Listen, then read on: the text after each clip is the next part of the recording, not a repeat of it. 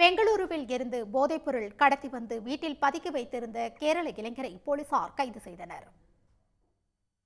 கேரள மாநிலம் கண்ணூரை சேர்ந்த ஃபாசில் என்பவர் பெங்களூருவிலிருந்து காரில் போதை மாத்திரைகள் கடத்தி வந்து வீட்டில் பதுக்கி வைத்திருப்பதாக போலீசாருக்கு ரகசிய தகவல் கிடைத்தது.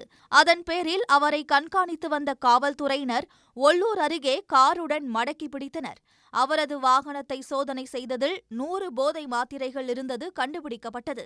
இதையடுத்து அவரை கைது செய்து காவல்துறையினர் விசாரித்தபோது அவை தடை செய்யப்பட்ட MDMA போதைப்பொருள் என்பதும், இதேபோல் பலமுறை பெங்களூருவிலிருந்து காரில் பவுடர் மற்றும் மாத்திரை வடிவில் கடத்தி வந்து ஆலுவாவில் உள்ள வீட்டில் பதுக்கி வைத்திருந்ததாகவும் தெரிவித்தார்.